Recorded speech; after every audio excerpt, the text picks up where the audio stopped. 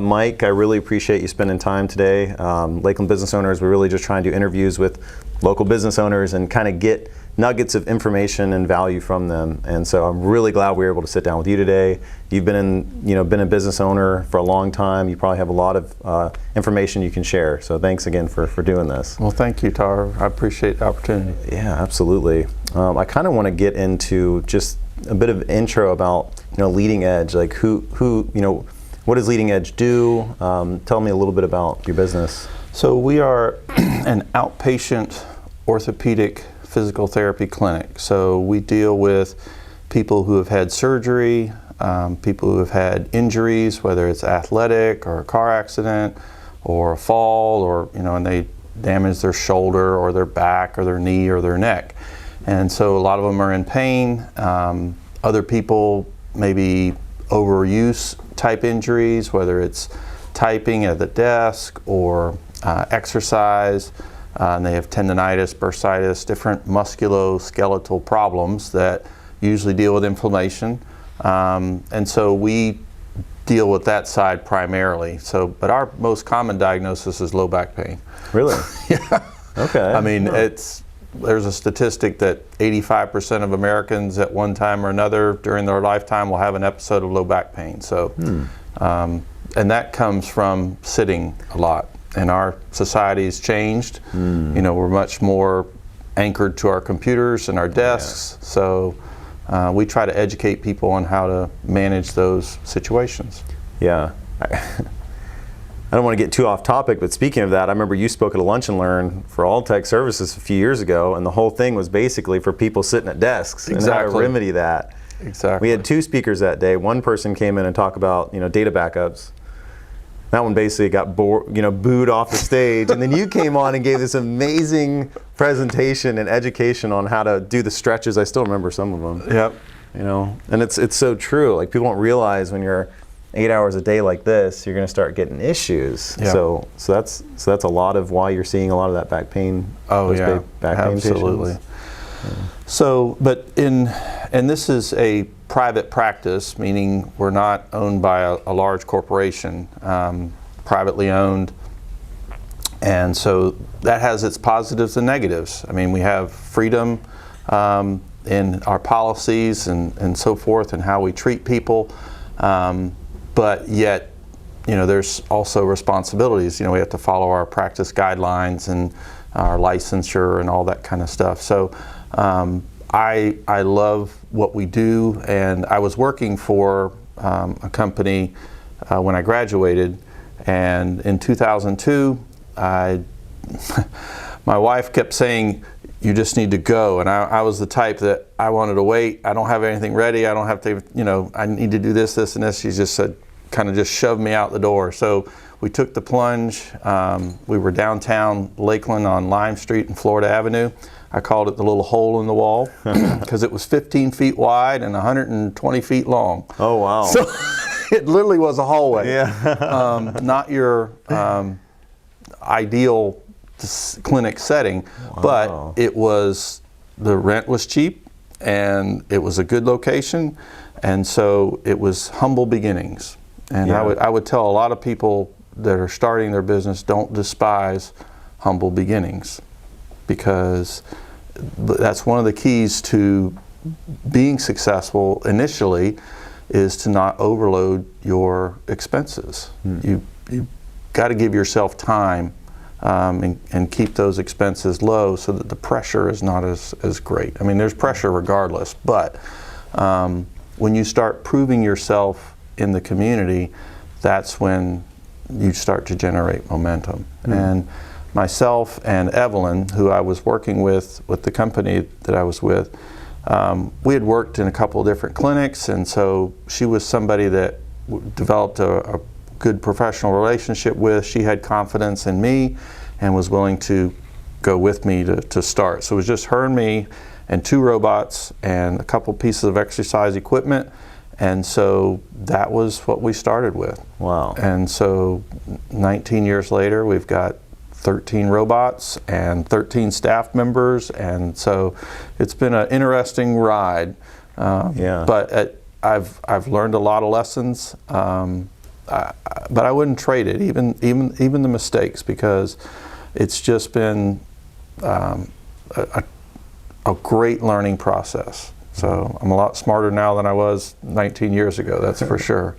So, but I think having that determination to not give up, also my faith in Christ helped me not to give up, because there were a couple of occasions where I could have, and even one where I probably should have, but did not, push through, grew. I was willing to grow and to listen to other mentors and people who had skills in areas that were not mine. And I will tell you one thing, you know, I knew physical therapy.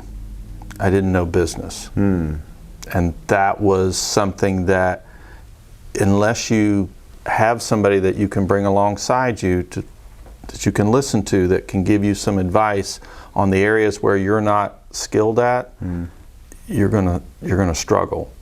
Your path, doesn't mean you won't get there. It just means the tuition's gonna be a lot higher on the lessons that you learn. Yeah. And I've had a few lessons that, you know, were costly, emotionally, financially. So that's where having somebody who can look at things objectively, and then you have to be willing to listen and to a lot of times change and be uncomfortable, because it takes you out of your comfort zone. I mean, starting your own business is uncomfortable. And a lot of people have a perception that, you know, when you own your own business, it's about, you know, playing golf a couple days a week and stuff in your 401k. It's not like that. It's a full-time job. You work a lot of hours. It's not 9 to 5. Yeah, that'd be nice if it was 9 to 5. It's an always on job. Maybe right? you get to the place, and let's be honest about it, to be a good leader is when you're training up leaders where you don't have to be there the whole time. And so that is a sign of good leadership. But those humble beginnings are, I think they're necessary. And I was reading the other day about 3 rules in business. That one is that it's going to take longer than you think. 2, it's going to cost twice as much as you think. And 3 is you are not the exception to the rule. Yeah, you can't get past those first 2. There's no exceptions. Yeah. And I was certainly no exception to that. Yeah. I love those rules. It sets expectations pretty early on. Everyone needs to read that before they get going. I'm telling you, it would be most helpful. Yeah. Wow, I love the humble beginnings. I had no idea. What an interesting story. Just a 15 by 120, he said? That's it. Oh my gosh. Yeah.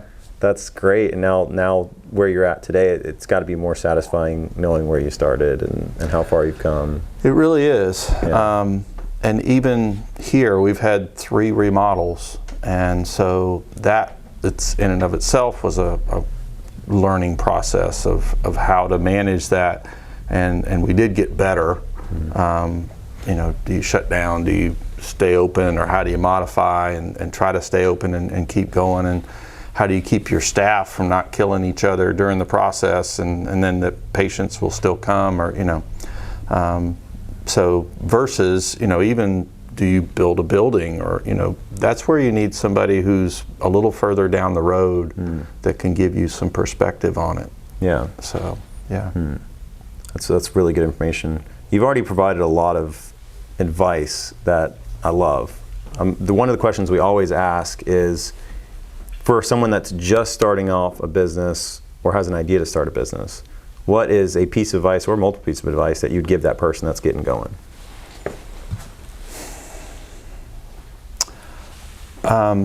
I would say have somebody that you can bounce that idea off of, and that can give you objective, not be a yes person.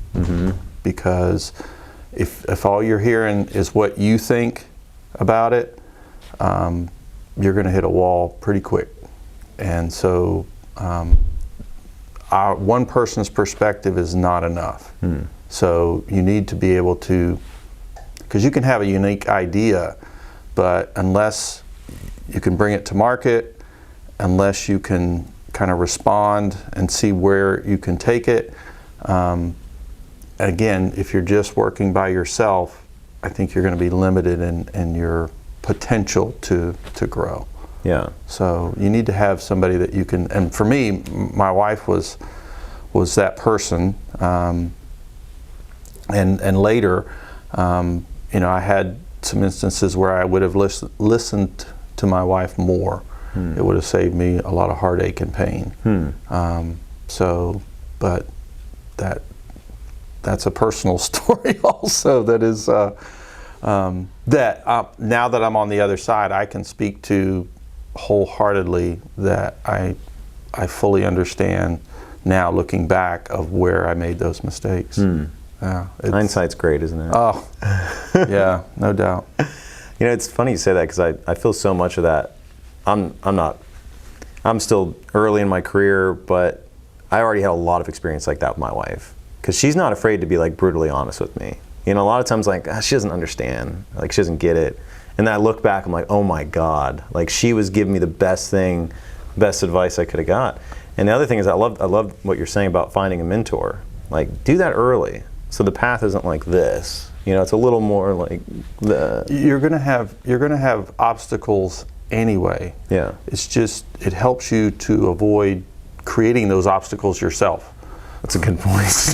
There's going to be enough obstacles. So instead of having 3 obstacles, if you do it yourself, you're going to have 8. Yeah. Because you created 3 or 4 of them on your own. And I'll give you an example. I'm negotiating a contract with an insurance company, and this was like year 4. And so I was excited because City of Lakeland was on this insurance company at the time, and so I'm like, yeah, I got to get on that, got to get on it. Well, I had negotiated for a certain price. And I thought, okay, if I get this plus the copay, I can manage that and it'll be okay. What I didn't realize was that they took the patient's copay away from what the total amount that was negotiated for. So instead of getting that plus, I got that minus. Oh, okay. So the tuition on that lesson was expensive. So if I would have had somebody who had a little bit more experience in negotiating contracts, yeah, they would have paid for their salary many times over the course of years. Okay, so that's where I'm saying, if you have somebody that has some gifts that you don't have, I'm just thinking, I'm a great therapist. If I get people in the door, I'm going to be able to help them, and then we'll get a lot more patients that way. Yeah, but you're working very hard and not getting paid for your services. Yeah, not what you could be getting paid. Yeah. So that's where wisdom, having maturity, and not feeling like you have to do everything and be good at everything.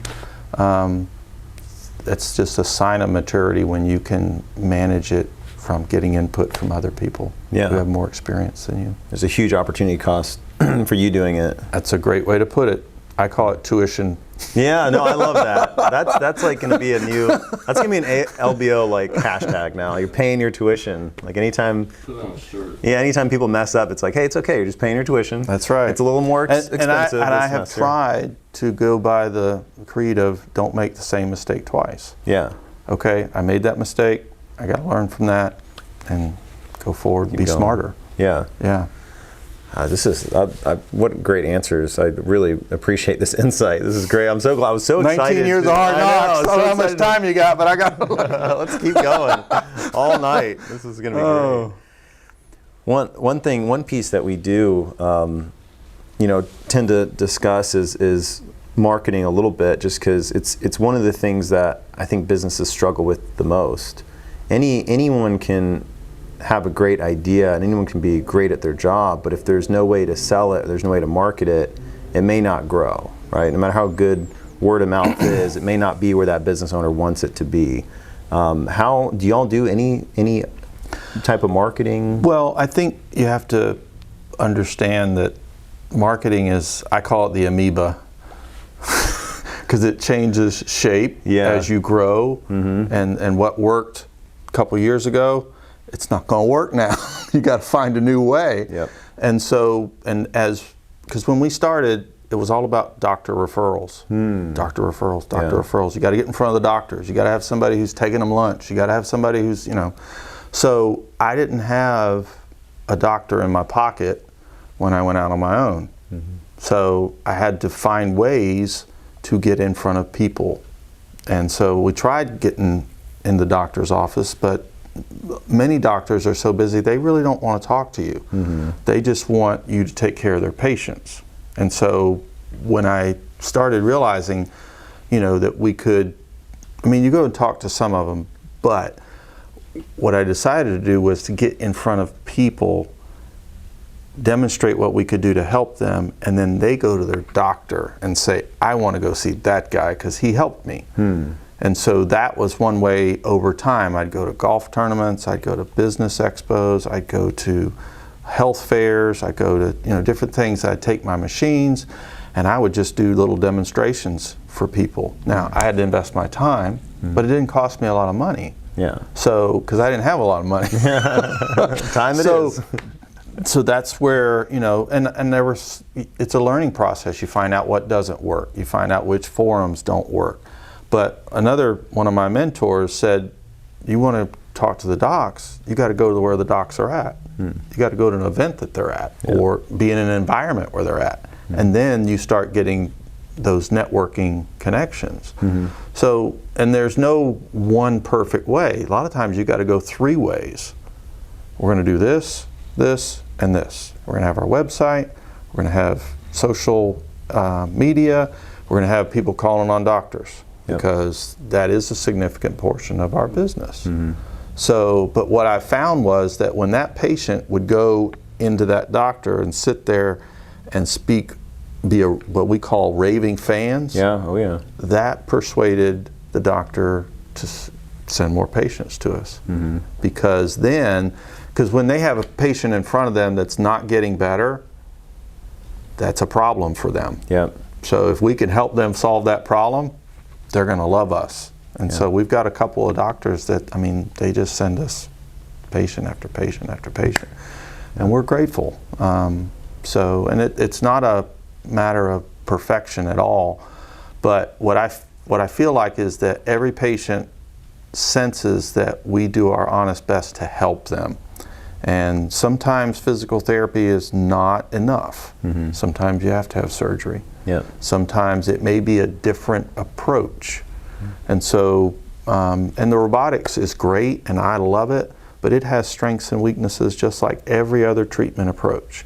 But what I am now is I'm a lot more mature in being able to recognize, can we help this person or not? And if we can't, we're going to try to get them to the person that can, whether that is a chiropractor, whether that is another physician, whether it is, a surgeon. So that's where, again, our heart, we want to serve the patient. And we have a saying that when our patients win, we win. And so that's where if we can't serve them, but we get them to where they can be served, we still win. Because they're going to say, those people did their best to help it. And so, again, over 19 years, I think that has borne out to be true. 100%. I love that a lot, especially the fact that you mentioned, marketing matures, marketing changes constantly, not just, decade by decade, but month by month sometimes. Now TikTok's a thing we got to look into. But, I see it in Alltech, a lot. When I first came on, we had no marketing at all. It was strictly word of mouth, which is fine because we were still growing. We provide great customer service, and then it was all about inbound, right? Build a good website, build good social media. People are going to come to you, and that worked really well for a certain type of client. Like now, as our business matures, now it's like, okay, the people that are coming inbound, the businesses that are coming inbound, I'm referring out now more than ever, right? Because now we know, it's like you said, setting expectations. Are you going to be able to help this person or not? And if they're not our size or not our industry, then we know that maybe they're not the best fit. We need to refer out, or we're setting both of us up for failure. So now it's all about restructuring our marketing to be more outbound, which we've never done before. So it's, you pointing to that, I think that's going to be true in every single industry, every single business. And we've started doing what we call internal marketing. because we call them our leading edge family. Okay, so they've been to us, they're receptive, and so, but they may not know about all of the different services that we offer. Vestibular, concussion management, massage.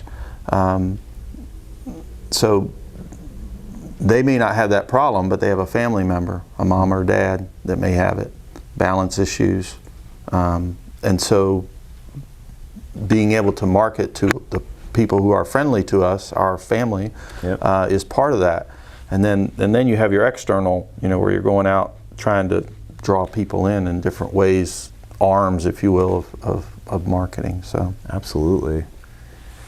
So now, one thing you mentioned earlier, because there's marketing maturity, but there's also the leadership maturity. And like a lot of people starting a business, they're going to be really early on in that leadership maturity. You're very far along with that leadership maturity. But you kind of mentioned where it's like you pay the tuition and then you're trying to do everything.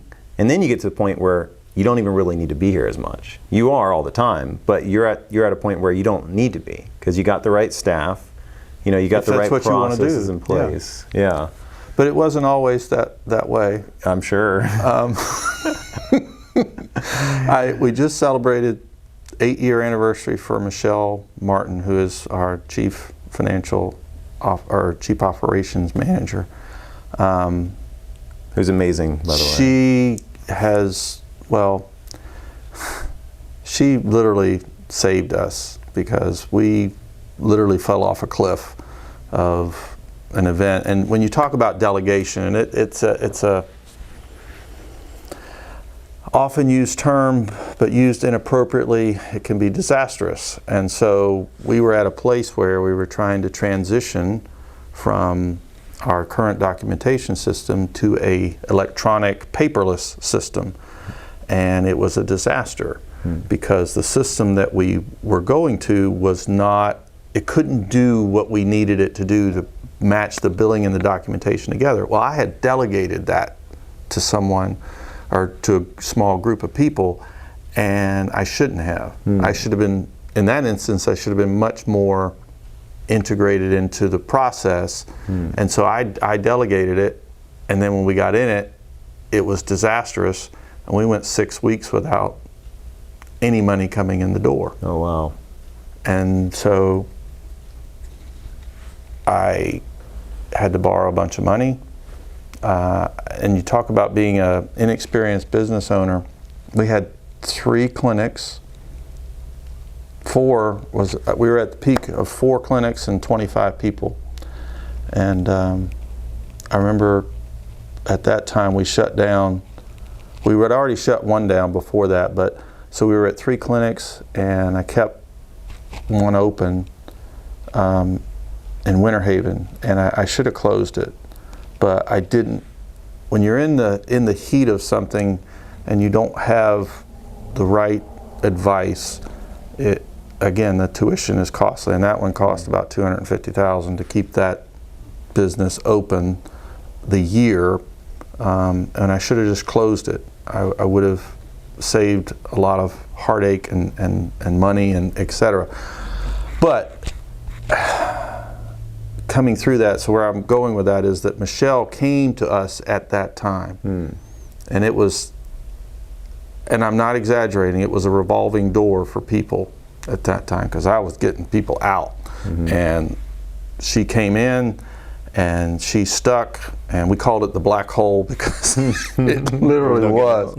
And I had a friend who came alongside us financially, because he asked me some tough questions, and I said, we have a good core business, but I obviously made a mistake, and again, I didn't listen to my wife, who was telling me certain things, and I was too prideful to listen. So that has taken 6 years to dig out of. Wow. When you borrow a bunch of money, and you got to pay that off, and so that's where, I believe, the Bible says that a good name is worth more than riches. So then the question is, well, how much does it cost to have a good name? For me, it's $250,000 because I had borrowed all that money. Now I got to pay it back. Yeah. So I'm prayerful that this year that's going to happen. Oh, amazing. So yeah. yes. So, but Michelle brought in that expertise of organization, of accountability, and not that it was immediate. It's been a process and a journey because she's dealing with me, and so Yeah. I'm an excellent therapist. I know therapy, but again, the business side, that's where there's friction and challenges, and so I have to grow. I have to be able to, first of all, trust her and know that and I've invested a lot in her training and her growth. And so that's where I would also say to young business owners, when you find that person that has the basics of integrity, passion, and willingness to learn and grow, invest in them because they will give you a return years down the road. And now we're starting to reap those benefits because last year when the pandemic hit and we dropped 50% in business, we didn't freak out. Wasn't that we weren't stressed, but we had been through the freak out, the black hole, where you got no money coming in. So, and we hung together. And so we had that bond. And so, there was stress, but we were able to make our decision making so much more clearly because we were talking together about it and we navigated it. And I feel like that we came through that a lot better than a lot of folks. But again, you look back at what we learned from that time, yes, the tuition was high, but it helped us get through this time for sure. I think in a much better place. And so, and again, this year I believe that we're poised for growth. Awesome. And so we're believing that this is going to be our best year. Before, it was so funny, before the pandemic in March, January, February, March of 2020 was our best quarter ever since Leading Edge was open. Yeah. Ever. And then the bottom dropped out. Right? Yeah. So, that was an interesting journey. But what we also decided was that, and I praise God because we didn't have to let anybody go. And obviously, the government, how they came in and helped small businesses like us, it was huge. Yeah. No question about it. But we also used that time when we weren't as busy, we were investing in our staff. We were doing team building things, we were doing training, we had them up there. We weren't open 5 days a week, but we would bring them up on another day, we would pay them, and we were training. Wow. We were doing things, trying to build our team so that when we came out on the other side, we were going to be better for it. Yeah.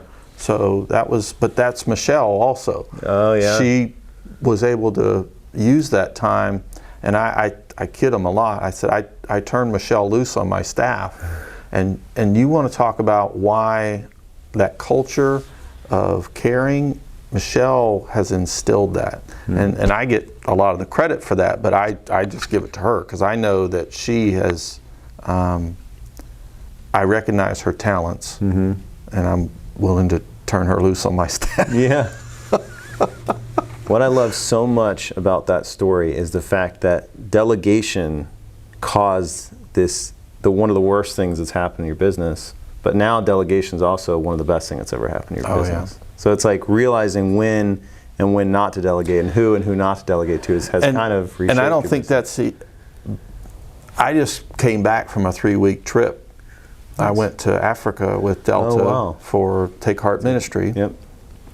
And so they ran the clinic for 3 weeks without me. And it ran fine. And so I look at that and I think, wow, that's pretty cool. Yeah.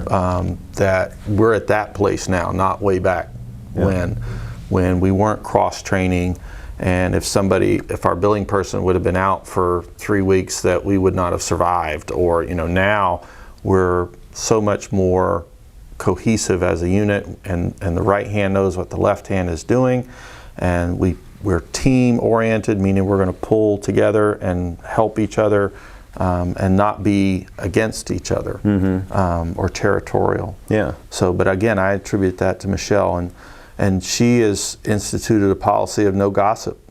I like that. That's huge. Gossip's like a poison, right? It's a toxic.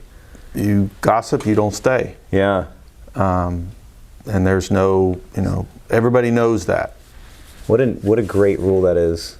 I love that. How is that enforced? Like, how does that, basically, if you hear someone talk behind the back, you get reported? Like, I love that rule. You don't complain to somebody who can't do anything about it.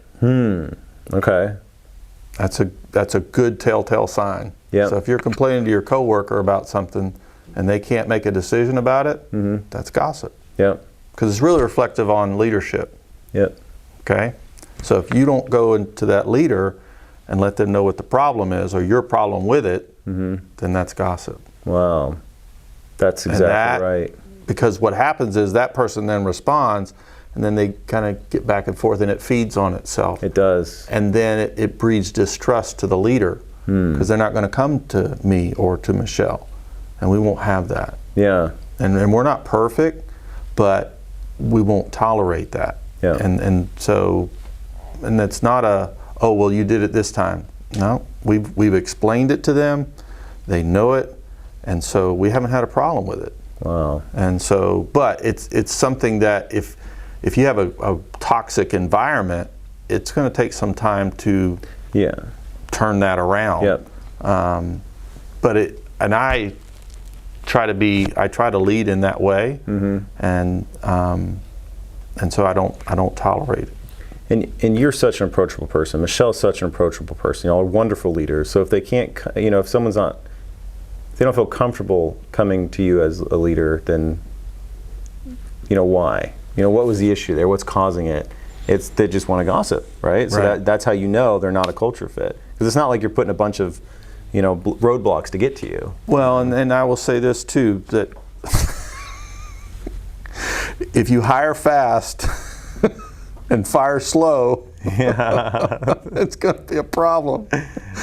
You want to take your time hiring. And we've grown in that way. I mean, we have layers of interview process now. Whereas, if you had a license and we were desperate, that's usually where we were, and that's usually where you make a mistake. Because maybe they have one great trait out of what you're looking for that you need, and it might be that they're a licensed PTA, and we need somebody to see patients.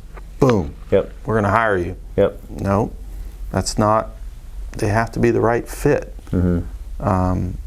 both skill-wise, experience-wise. I mean, we've made some mistakes. Don't get me wrong. We've had people that, we thought, could make the jump to outpatient from skilled nursing, but they couldn't because we're a fast-paced clinic, and you've got to have your skills down to be able to manage 2 patients at a time, be able to get your notes done in a timely manner, and to deliver good care at the same time, and to connect. That's a lot of criteria on the checklist. Exactly. So that's really where I'm saying that you've got to invest that time so that your staff can respond in that way and handle those situations properly and still be in a good mood. And so we've all been in those situations where we go to a medical facility and we wait and we wait and we wait. You don't wait at leading edge. Nice. We respect their time. If it's at 8 o'clock, by 8, that golden window of 8 to 8:05, you better be coming back. If not, there's a problem. There's a problem with me, first of all, because that's the standard that I've set for my staff, is that we're going to start on time, we're going to finish on time. And so we're going to respect that patient. And I have found when you establish that, when you don't help them, they still rave about you. Because you respected their time. And so, and they feel like, man, they really tried to help me. Okay, I'm still hurting, I can't, but they tried to help me. So they're going to say positive things about you to other folks. In the healthcare world, that is such a unique selling proposition. It's huge. It's huge. I'm telling you. They're actually calling me at the right time? This is crazy. Yeah, absolutely. And so and our theme this year is connect. And it was really, again, you want to go back to last year, and trying to look at things as what can we learn from this. We really we tried to maximize every patient that came in the door, because we knew, that there weren't going to be a lot of them. Yeah. So we would reach out and learning, and through that process, it was connection. That's how we were calling people. We would give them cards for their birthday, for someone, a relative passed away, or maybe they had a surgery, or different ways. We had everybody sign it. And so they knew that staff at Leading Edge cared about them. Wow. And we've had so many patients come in and say such warm things about how they appreciated the thoughtfulness of our staff. But it's about connecting. Yeah. So when you connect with somebody and you get good results, that's a powerful combination. If you want to say that's what we bank our business on, I really believe that. Yeah. But that also comes back to our faith and our heart for that person. It just so happens that physical therapy, we have a great wide range of education and things that we can help people with. Yeah. Teaching them how to manage, they're sitting at a desk all day. Teaching them how to manage, if they're training, how to manage doing soft tissue work on themselves. How do they stretch? How do you position yourself? How do you use ice and cold? How do you, if you're post-surgery, what do you need to do to keep your joint protected? And all these things that, we have those skills and knowledge about. Yeah. So, and it's so much about the people. I know here in a few minutes we're going to bring Kim out to kind of talk a little bit about the culture that you've built. So I would really love to just jump into that segment and kind of learn how you guys created this culture that you have here at Leading Edge. So I really appreciate it, Mike. look forward to it. Thanks.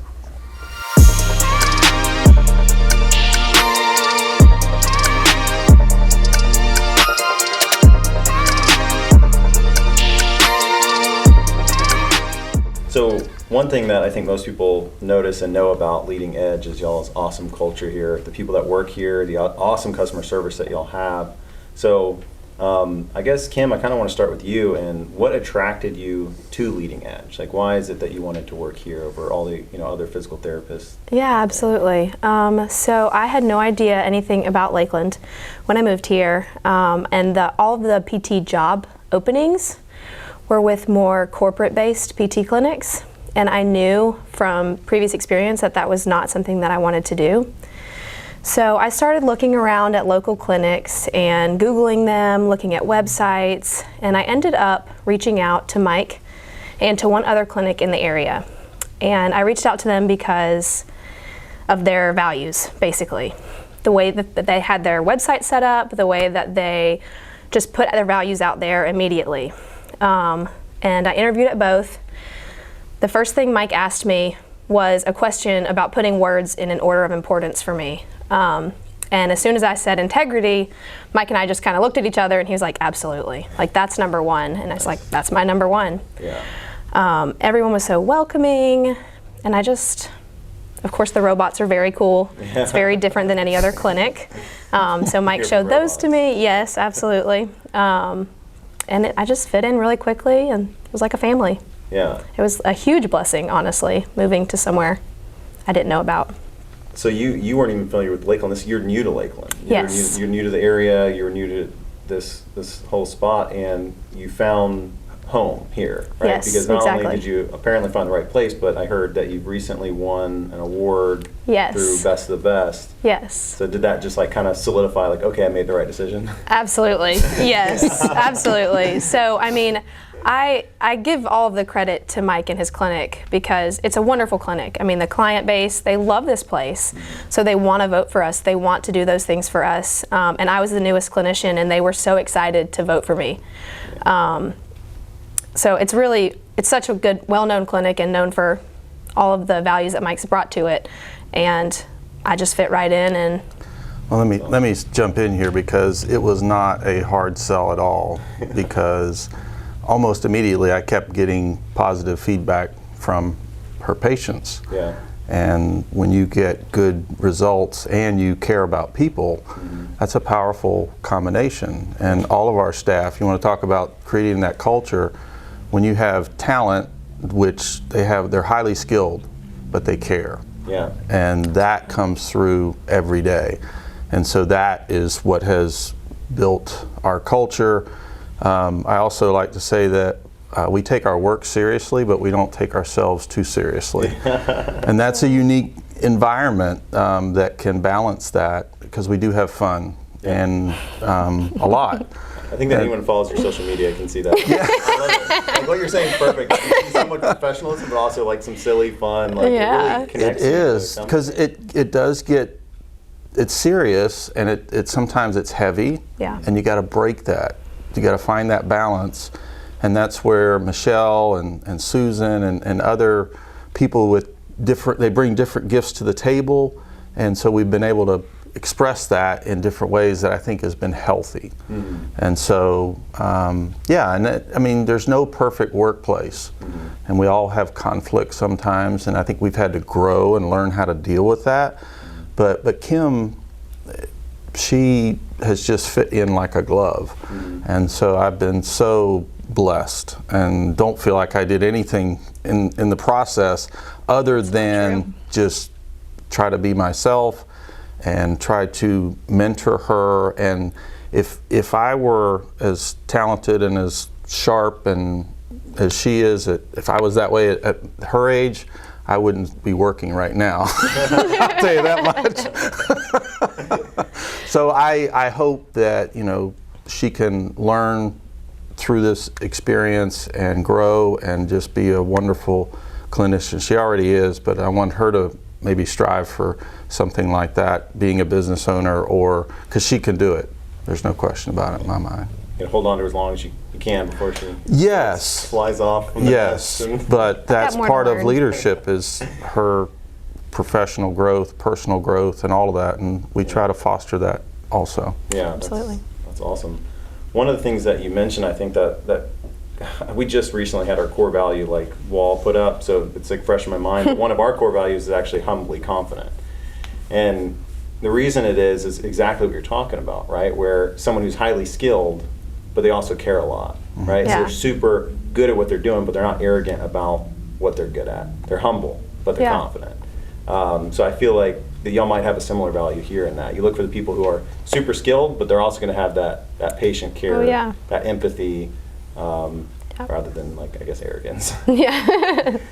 One of the things that these interviews often talk about are different marketing pieces too, and I love that you mentioned that one of the first factors was the website. Yeah. I love their website too. Yeah. But that's, it's funny because that's marketing side of things. Absolutely, right? But it is, I mean, a website should display who the company is, and it looks like it did in that situation. Absolutely did, yeah.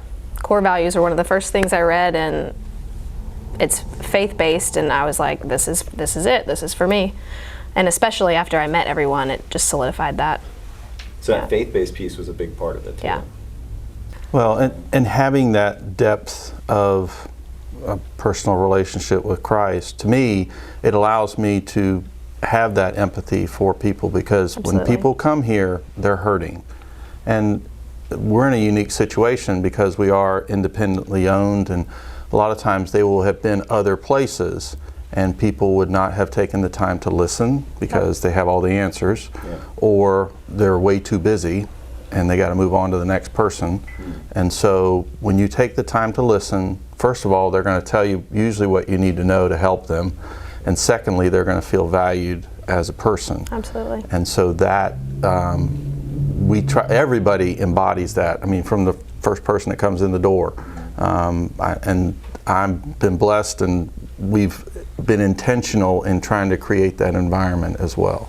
So all of those things factor into, us being successful and over a long period of time. And I do attribute a lot of our success in the community is that we've been able to help a lot of people over a longer period of time. And that's how we can do something like what we've done the last 4 years, is we've been consistently helping people, and we care, and they know that, and they tell their family and friends, and they bring them in. And so in the world, on the internet, which is awesome. Yeah. All kinds of reviews. Yeah, absolutely. I remember the first year y'all did the like leading edge Take Heart 5K. you know, and I'm like, what a huge endeavor that is. And like these things fail all the time. Someone wants to do a big event and it just doesn't go anywhere. But I remember the first year we showed up and there was just like hundreds of people ready to help out and, That's awesome. and donate. And be Well, there. you need to meet my wife then too, because that's an example of God's favor right there. Yeah. And to do that, what we did last year and during a pandemic, just was amazing. And Yeah. God has been so good to us, and I can't thank Him enough. And so my wife, I mean, to see her heart and then the ministry there, I just know that that's God's favor that blessed that. Yeah. So Absolutely. absolutely. So one thing I want to touch on, you know, Lakeland business owners almost always also have to be leaders. Yeah. At least hopefully they are. And in this situation, it sounds like Leading Edge has a wonderful leader. Yep. Kim, what did you look for in a leader here, and then what are you? How do you see Mike as a leader, and what are some of Yeah. the traits that you are picking up on from that? So I would say that I have a strong desire to have a clinic one day as well. And just to watch Mike's faith is probably the biggest thing, is incredible. Because I mean, I know he's been through hard times and good times and with the business, and that's just the way it is, but he stays faithful, he stays consistent. Mike he's consistent, very consistent, and he's just such a good mentor. I feel like the biggest thing for me was looking for somebody who is going to help me be a better clinician, because I'm still very early in my career. I still have a lot to learn, and Mike is intelligent and he's highly skilled and he has a lot of experience. So I knew that he could teach me a lot, but not only about physical therapy, because Mike he's just a strong man of faith, and his family is the same way. I have been involved with the Take Heart 5K as well. And it's just been an all-around good experience, like not just physical therapy wise. So, yeah. Nice. What she didn't tell you is that she is a Georgia Bulldog fan. Yeah. I wasn't gonna go there, but he's doing it. It's an He's doing it. It's an example of miraculous interaction. She is It's my true. favorite Bulldog fan. He's my favorite Gator, Exactly. and it doesn't say a lot, but God's love trumps all. No. But it's Even just rivalry system. it's another thing that we can kid about, and, Yeah. and I love that about Kim. Yeah. I mean, I love working with her. She can laugh. She has a great sense of humor. She doesn't take things too personally. You know what I'm saying? To where I've been in those environments where if you say the wrong thing, and then it's like you don't speak to that person for days or weeks or whatever, and then it's just harder that way. Mm-hmm. But Kim is not like that. But that's another reason why she fits in so well here. yeah. And she's the type of person that once you teach something, I mean, she's very quick to pick up on it, and she's very creative. So that's, if you want to say she's easy to mentor from that standpoint, I don't feel like it's work, because we do share so many common values, and we Yeah. enjoy working with each other. And so, and anytime there is any maybe issues, I mean, I think we can work through them. And Oh, yeah. I don't think that we've had many to this point, but Just me having to wear a Florida mask. There's a picture on our Facebook of that as well. Oh my gosh, that's Because awesome. Georgia lost this year. I'll make It's sure to fine. add that to this video, Yeah, that picture. I'm not bitter. It's fine. Yeah, I mean that brings up a good point, that it's so good to find good leaders in life, but at the same time, on the flip side, it's good to find good pupils, because I've been in this situation where all I'm the trying difference. to teach someone, and some people aren't quite getting it, maybe because they don't care enough, or they don't have the same values, or whatever it is. So not only did you find a great leader, but you Yeah. found a great pupil, which Absolutely. is just as important in a lot of Yeah. cases. yep. So, Kim mentioned, like in all businesses, it's not all up, it's not all good. There's challenges and adversity throughout your career, and you're now such a wonderful leader. But thinking back, when you were Kim's age even, what do you think has shaped you to be the person you are? I know it's a huge question, but if you could think of maybe one or two things in your time where you're like, okay, this is why I'm the leader I am today. Weren't prepared for that one, were you? No, I really wasn't. Well, in terms of being a leader, I mean, my dad, instilled in me a good work ethic for sure, and he was a faithful man, and so I had a good role model from that standpoint. From a physical therapy standpoint, I mean, I learned from a couple of people, and Debbie Reardon was one of those people who ended up working here for a while when we came to this location, was somebody that I looked up to, and I had some great mentors, teachers as I was coming through school, but I also kid that my mother-in-law was the reason why I became a physical therapist, because my path to physical therapy was a winding road. I was in education for a while. I tried a number of different things and really didn't find a good niche. Well, she suggested physical therapy. And I had remembered I had been sick or I gotten injured in college playing flag football, and I went to therapy. And I thought, wow, I remember it being a pretty cool experience, that everybody was just having fun and they were good at what they did, and it was high energy. And I thought, yeah, I think I'm gonna look into that, because I had an athletic background, and I thought it might be a good fit, you know, athletics and therapy and the human body and all that. It just seemed to really fit. And once I kind of explored it, I was like, man, this is something I want to do. Yeah. So, and then as far as being a clinic owner, that really wasn't until I got into the school and got exposed, and then that dream kind of birthed there. And then as far as branching out, because when I graduated I had a scholarship, and I had to work that scholarship off for 3 years, and ended up working 4 years for rehab management, later became Kessler. And so at that point I was exposed to the robotics, and to me it seemed like a way for us to set ourselves apart from what other people were doing. And it was new, it got great results, and physically it just saved my body, my hands, my back, etc. So to me it seemed like a great fit, and so been using it now for 19 years and could not imagine practicing without it. Yeah. So I love it. It's I still, you know, firmly believe in the approach. So. Yeah. Well, Kim, thank you for joining us for this segment. Absolutely, Really it's been a appreciate pleasure. It's awesome to hear your perspective as well. Well, thank you. I appreciate it. Thanks. You're welcome.